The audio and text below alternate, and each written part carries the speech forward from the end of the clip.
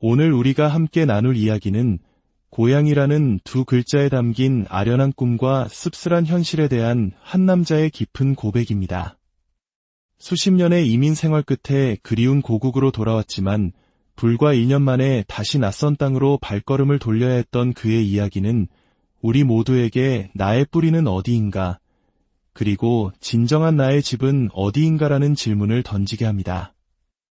이 이야기가 누군가에게는 중요한 선택을 앞둔 지혜가 되고 또 다른 이에게는 삶의 여정을 돌아보는 깊은 위로가 될 수 있도록 잠시 시간을 내어 구독과 좋아요를 눌러주시면 감사하겠습니다.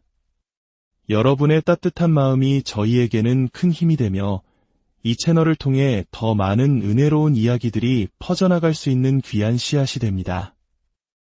이 시간을 함께 하시는 모든 분들의 가정에 하나님의 평강이 가득하기를 기도합니다.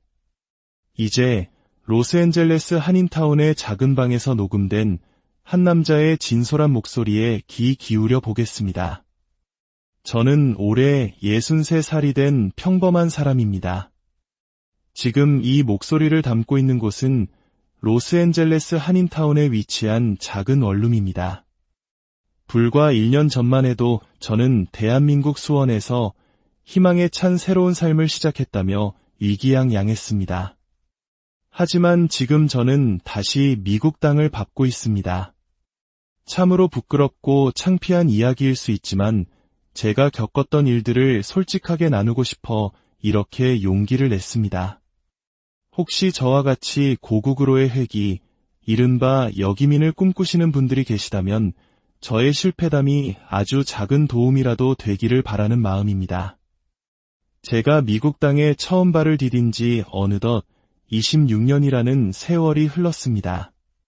1998년 대한민국 전체가 IMF 외환위기로 신음하던 바로 그때 저는 37의 나이로 아내와 함께 이민길에 올랐습니다. 당시 33이었던 아내와 저 사이에는 자녀가 없었습니다. 한국에서는 작은 제조업체에서 생산관리 일을 하고 있었지만 국가적인 경제위기 앞에 회사는 속절없이 무너져 내렸습니다. 그때 마침 미국에서 식당을 운영하시던 아내의 형님께서 저희를 초청해 주시겠다고 하여 마지막 희망을 품고 태평양을 건넜습니다. 처음 몇 년은 그야말로 지독한 고난의 연속이었습니다. 영어 한마디 제대로 못하는 이방인에게 주어진 첫 일은 형님 식당의 설거지였습니다. 하루 12시간씩 뜨거운 물에 손을 담그고 일했지만 손에 쥐는 월급은 한국에서 받던 것의 절반에도 미치지 못했습니다. 그러나 저희 부부는 결코 포기하지 않았습니다. 그것이 우리 한국인들의 힘 아니겠습니까? 낮에는 식당에서 땀 흘려 일하고 밤에는 커뮤니티 칼리지에 가서 잠과 싸우며 영어를 익혔습니다. 주말에는 한인교회에 나가 하나님께 의지하며 기도했고 교우들과 교제하며 조금씩 낯선 땅에 뿌리를 내리기 시작했습니다. 그렇게 5년의 세월이 흐르자 영어도 제법 익숙해졌고 그토록 바라던 영주권을 손에 쥐게 되었습니다. 저는 형님 식당을 나와 한국에서의 경험을 살려 제조업체에 취직했습니다. 성실함을 인정받아 10년 만에 생산관리 매니저 자리까지 올랐고 2013년에는 마침내 미국 시민권을 취득했습니다. 그때의 기쁨은 아직도 잊을 수가 없습니다. 드디어 아메리칸 드림을 이뤘다는 자부심, 그리고 더 이상 신분 문제로 불안해하지 않아도 된다는 안도감에 아내와 부둥켜 안고 한참을 울었습니다. 제 연봉은 6만 5천 달러까지 올랐고 아내도 한인마켓에서 매니저로 일하며 3만 달러를 벌었습니다. 부부 합산 연소득이 10만 달러에 가까웠으니 한인 가정 중에서는 제법 안정적인 편에 속했습니다. 2015년에는 오랜 꿈이었던 내 집 마련에도 성공했습니다. 오렌지 카운티에 30만 달러짜리 콘도를 구입했는데 미국 땅에 우리 이름으로 된 집이 생겼다는 뿌듯함은 그 무엇과도 바꿀 수 없는 감격이었습니다. 그렇게 저희의 삶은 평범하지만 단단한 궤도에 올랐습니다. 매주 교회에 나가 예배를 드리고 가끔 한국에서 친구들이 찾아오면 디즈니랜드나 그랜드 캐니언을 구경시켜주며 미국 생활의 여유를 나누기도 했습니다. 1년에 한 번은 꼭 한국을 방문하여 가족들과 그리운 정을 나누곤 했습니다. 하지만 평온할 것만 같던 저희의 삶에 균열이 가기 시작한 것은 2020년 전 세계를 덮친 코로나19 팬데믹 때문이었습니다. 제가 다니던 회사가 큰 타격을 받았고 처음에는 일시적인 어려움이겠거니 위안했지만 2021년 초 저는 결국 정리해고 통보를 받았습니다. 제 나이 59, 제 취업 시장에서 저는 더 이상 경쟁력 있는 인력이 아니었습니다. 몇 군데 이력서를 넣어봤지만 나이 때문인지 연락조차 오지 않았고 어쩌다 면접 기회가 생겨도 젊은이들과의 경쟁에서 번번이 고배를 마셔야 했습니다. 실업급여를 받으며 6개월간 필사적으로 구직 활동을 했지만 제가 얻을 수 있는 일자리는 시간당 $15짜리 단순 노무직, 그것도 파트타임이 대부분이었습니다. 아내의 수입마저 마켓의 매출 감소로 줄어들었고 매달 갚아야 하는 집 모기지와 각종 생활비를 생각하니 밤에 잠을 이룰 수가 없었습니다. 바로 그때 문득 한국에 계신 형님의 목소리가 귓가에 맴돌기 시작했습니다. 형님은 통화할 때마다 이렇게 말씀하시곤 했습니다. 성진아, 한국이 정말 몰라보게 발전했다.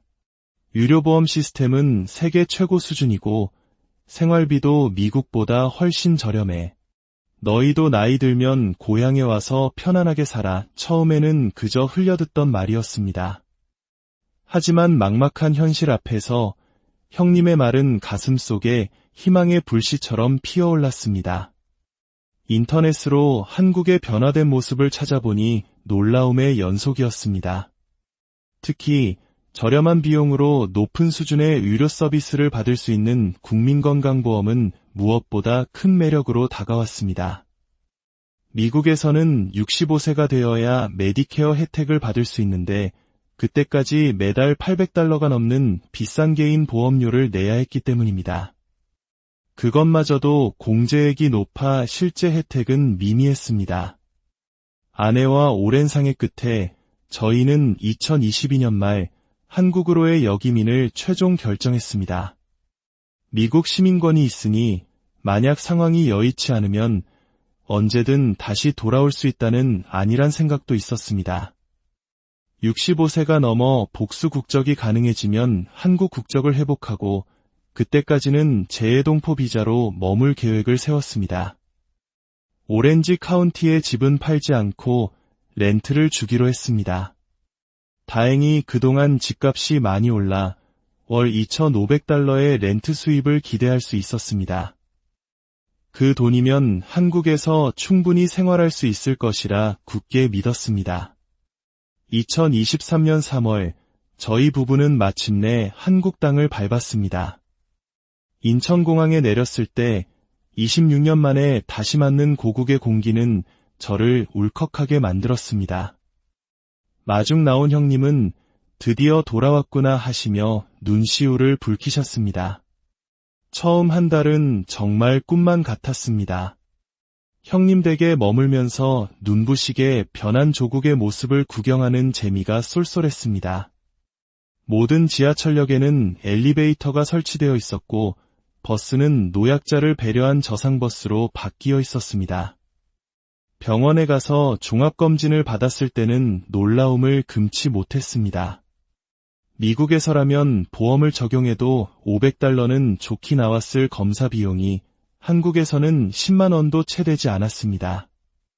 마트에는 신선하고 저렴한 과일과 채소가 넘쳐났고 무엇보다 그리웠던 한국 음식 재료들을 마음껏 살 수 있다는 사실이 행복했습니다. 한 달 후 저희는 수원에 전세 아파트를 구했습니다.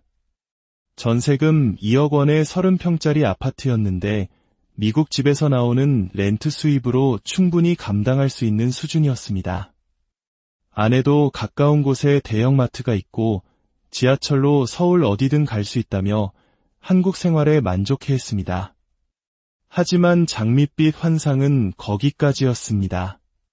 문제는 예상치 못한 곳에서 터져 나왔습니다. 저희는 미국 시민권자 신분으로 재외동포 비자를 받아 입국했는데 건강보험 가입에 큰 문제가 발생한 것입니다. 원래는 6개월만 거주하면 지역 가입자로 건강보험에 가입할 수 있다고 알고 있었지만 저희가 입국한 직후법이 바뀌었다는 사실을 뒤늦게 알게 되었습니다. 건강보험공단에 문의하니 저희는 직장 가입자의 피부양자가 될 수 없으며 지역 가입자로 가입하려면 꼼짝없이 6개월을 기다려야 한다는 답변을 받았습니다. 그 6개월 동안 발생하는 모든 병원비는 전액 본인 부담이었습니다. 설상가상으로 바로 다음 달인 4월에 아내가 갑자기 극심한 복통을 호소했습니다. 급하게 병원 응급실을 찾았고 담석증이라는 진단과 함께 당장 수술을 받아야 한다는 말을 들었습니다. 건강보험이 없으니 수술비는 무려 800만 원이 청구되었습니다. 다행히 형님의 도움으로 수술은 무사히 마쳤지만 이때부터 저희 부부의 마음속에는 한국 생활에 대한 깊은 회의감이 싹트기 시작했습니다. 더 큰 문제는 일자리였습니다. 렌트 수입만으로는 부족하다고 느껴 한국에서도 일을 해야겠다고 생각했지만 현실은 냉혹했습니다. 60이 넘은 남성을 정식으로 채용하려는 곳은 어디에도 없었습니다. 그나마 구할 수 있는 일은 경비원이나 청소원뿐이었고 월급은 150만 원 남짓으로 턱없이 부족했습니다. 사회에 적응하는 것 역시 거대한 벽이었습니다. 한국어는 모국어였지만 26년의 세월은 저를 이방인으로 만들어 놓았습니다. 특히 모든 것이 디지털화된 한국 사회에서 저는 속수무책이었습니다. 커피숍에서 키오스크로 주문을 해야 하는데 사용법을 몰라 뒤에 늘어선 사람들의 눈치를 보며 쩔쩔매야 했습니다. 결국 직원이 와서 도와주었을 때 느꼈던 그 소외감과 자괴감은 말로 표현할 수 없습니다. 은행 업무도 마찬가지였습니다. 모든 것이 앱과 온라인으로 처리되는 세상에서 저는 뒤처진 낡은 사람이 된 기분이었습니다. 사회적 관계의 단절은 더욱 큰 고통이었습니다. 26년이라는 세월은 옛 친구들과의 인연을 희미하게 만들었고 새로운 인간관계를 맺는 것은 불가능에 가까웠습니다. 교회에 나가봤지만 이미 그들만의 공동체가 굳건히 형성된 곳에서 저희 부부는 것도는 이방인일 뿐이었습니다. 미국에서 오셨구나 하며 호기심 어린 시선으로 바라보는 것조차 부담스러웠습니다. 아내는 저보다 더 힘들어했습니다. 26년간 미국에서 살면서 영어가 더 편해진 아내는 갑자기 한국어로만 소통해야 하는 환경에 큰 스트레스를 받았습니다. 특히 병원에서 의학 용어가 가득한 의사의 설명을 완전히 이해하기 어려워했고 미국에서는 한인 의사들 덕분에 겪지 않았던 언어 장벽을 오히려 고국에서 느끼는 아이러니한 상황에 처했습니다. 경제적으로도 생각보다 훨씬 팍팍했습니다. 월 2,500달러의 렌트 수입은 한화로 약 330만 원 정도였는데 전세 대출 이자와 아파트 관리비, 각종 공과금과 생활비를 내고 난이 남는 것이 거의 없었습니다. 외식비는 미국과 비슷하거나 오히려 더 비쌌고 과일이나 고기 같은 식재료 가격도 만만치 않았습니다. 무엇보다 저희를 짓누른 것은 미래에 대한 불안감이었습니다. 저희는 한국에서 국민연금을 받을 수 없었고 기초연금 역시 시민권자라는 이유로 수급이 어려웠습니다. 미국에서 사회보장연금을 받으려면 65세까지 기다려야 했는데 그때까지 어떻게 버텨야 할지 막막했습니다. 이런 문제들이 쌓이면서 아내와 다투는 날이 잦아졌습니다. 어느 날 아내가 이럴 줄 알았으면 오지 말았어야 했어라고 울먹이며 말했을 때 제 마음도 무너져 내렸습니다. 결정적인 계기는 2023년 12월에 찾아왔습니다. 제가 아파트 계단에서 넘어져 발목을 심하게 다쳤습니다. 응급실에 갔더니 또다시 건강보험이 없다는 이유로 치료비 200만 원이 청구되었습니다. 그 순간 문득 미국에서는 이러지 않았을 텐데 하는 생각이 들었습니다. 미국은 의료비가 비싸긴 하지만 적어도 응급 상황에서는 신분이나 보험 유무를 떠나 먼저 치료부터 해주고 비용은 나중에 정산하는 시스템이었습니다. 신분 때문에 차별받는다는 느낌은 없었습니다. 2024년 1월 저희 부부는 미국으로 돌아갈 것을 본격적으로 고민하기 시작했습니다. 아내도 동의했고 형님께 솔직하게 모든 것을 말씀드렸습니다. 형님은 실망한 기색이 역력했지만 내가 행복한 게 가장 중요하다. 한국이 변한 것도 맞지만 너희도 이미 26년 동안 미국 사람이 다 된 거야 라며 저희의 결정을 이해해 주셨습니다. 다시 미국으로 돌아가기 위한 준비는 순탄치 않았습니다. 오렌지 카운티 집에는 세입자가 살고 있어 당장 들어갈 수 없었고 결국 한인타운에 비싼 월세 아파트를 구해야 했습니다. 다행히 한국의 아파트 집주인이 사정을 이해해 주어 큰 손해 없이 전세금을 돌려받을 수 있었습니다. 2024년 4월 한국을 떠난 지 정확히 1년 만에 저희는 다시 미국 LA 공항에 도착했습니다. 떠날 때는 고국으로 돌아간다는 설렘이 가득했지만 다시 돌아온 지금은 결국 다시 왔구나 하는 복잡하고 착잡한 마음뿐이었습니다. 지금 저희는 한인타운의 작은 아파트에서 월세 $2,000를 내며 살고 있습니다. 오렌지 카운티 집에서 나오는 렌트 수입으로 겨우 감당하고 있습니다. 다행히 한인 커뮤니티의 소개로 파트타임 일자리를 구해 일주일에 25시간 정도 일하며 월 $2,000를 추가로 벌고 있습니다. 미국에 다시 돌아와서 깨달은 것이 있습니다. 이곳에서는 적어도 나이 때문에 노골적으로 차별받는다는 느낌은 덜합니다. 물론 여전히 젊은 사람들과 경쟁하기는 어렵지만 제가 할 수 있는 일의 범위가 한국보다는 넓다는 것을 느낍니다. 무엇보다 언어 문제가 없고 한국에서 느꼈던 끔찍한 디지털 소외감이 없다는 것이 큰 위안이 됩니다. 아내도 한인마켓에 다시 일을 나가기 시작했고 옛 동료들과 교류하며 빠르게 안정을 되찾고 있습니다. 물론 후회가 없는 것은 아닙니다.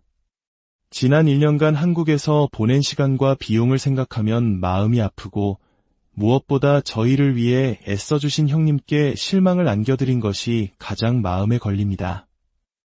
하지만 이번 경험을 통해 저는 인생의 중요한 교훈을 얻었습니다. 고향이라고 해서 반드시 살기 좋은 곳은 아니라는 것, 그리고 26년 동안 내 삶의 터전이 되어준 이곳 미국이 이제는 저의 제2의 고향이 되었다는 사실을 말입니다. 또한 나이가 들어 새로운 환경에 적응한다는 것이 얼마나 어렵고 힘든 일인지 뼈저리게 깨달았습니다. 이 제2년 후 65세가 되면 사회보장연금과 메디케어 혜택을 받을 수 있으니 그때까지 현재의 생활을 유지하며 안정적인 노후를 준비할 계획입니다. 혹시 이 이야기를 들으시는 분들 중에서도 저희처럼 역이민을 고민하는 분이 계실지 모르겠습니다. 저는 감히 말리지도 권하지도 않겠습니다. 그것은 각자의 상황과 선택에 달린 문제이니까요. 다만 저의 경험에 비추어 조언을 드리자면 부디 충분한 준비와 철저한 정보 수집을 하시라는 것입니다.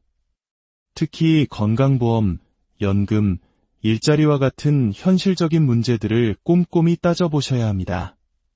그리고 무엇보다 화려한 변화의 이면에 가려진 것들, 즉 사회적 관계, 정서적 안정감, 변화된 문화에 내가 과연 적응할 수 있을지 진지하게 고민해 보시길 바랍니다. 고향은 여행지로 찾아갈 때와 삶의 터전으로 뿌리내릴 때 전혀 다른 얼굴을 보여준다는 것을 기억하십시오. 1년의 값비싼 시행착오였지만 이 또한 하나님께서 제게 주신 인생의 소중한 경험이라 생각하며 살아가려 합니다. 저의 긴 이야기를 들어주셔서 진심으로 감사합니다. 오늘 이 이야기를 통해 자신의 삶을 돌아보고 가정과 고향의 의미를 다시 한번 생각해보는 귀한 시간이 되셨기를 바랍니다. 여러분의 삶의 여정 가운데 늘 하나님의 인도하심과 축복이